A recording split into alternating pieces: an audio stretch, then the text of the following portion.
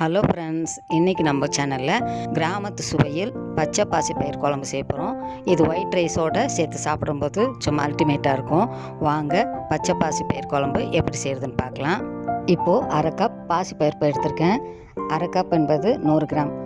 இப்போ stove on பண்ணிக்கலாம். ஒரு கடாய் வச்சுக்கலாம். கடாயில் பாசி பருப்பை சேர்த்து வாசனை வர வரையும் வறுத்துக்கலாம்.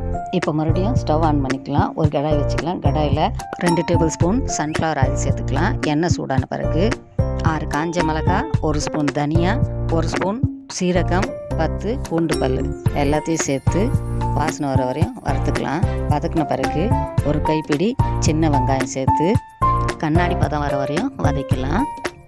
இப்போ கட் பண்ண 2 தக்காளியை சேர்த்து தக்காளி சாஃப்டாக வரையும் வதக்கலாம். இப்போ குக்கரில் வறுத்த பருப்பு, 2 டம்ளர் தண்ணி, வதக்கின மசாலா, தேவையான அளவு உப்பு, அரை ஸ்பூன் மஞ்சள்தூள் சேர்த்து குக்கரை ஸ்டவ்வில் வச்சு பருப்பை வேக வச்சுக்கலாம். இப்போ பருப்பு வெந்து ரெடி ஆயிடுச்சு.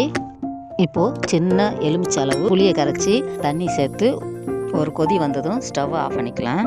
ஆஃப் பண்ணிவிட்டு தண்ணியை வடிகட்டிட்டு பருப்பு சட்டியில் சேர்த்து கடைஞ்சி வடித்த தண்ணியை சேர்த்து கலந்துக்கலாம். இப்போ ஸ்டவ் ஆன் பண்ணிக்கலாம்.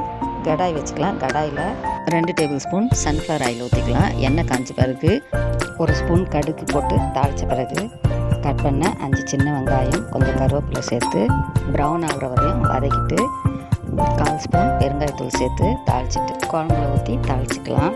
இப்போது டேஸ்டியான பச்சை பாசி பயிர் குழம்பு ரெடி ஆயிடுச்சு. மேலே 2 ஸ்பூன் நெய் ஊற்றி ஒயிட் ரைஸோடு சேர்த்து சூடாக பரிமாறுங்க. சும்மா அல்டிமேட்டாக இருக்கும். நீங்கள் ஒரு முறை இந்த ரெசிபியை ட்ரை பண்ணி பாருங்கள். உங்களுக்கு இந்த வீடியோ பிடிச்சுன்னா லைக் பண்ணுங்கள், ஷேர் பண்ணுங்கள், சப்ஸ்கிரைப் பண்ணுங்கள். பாய்.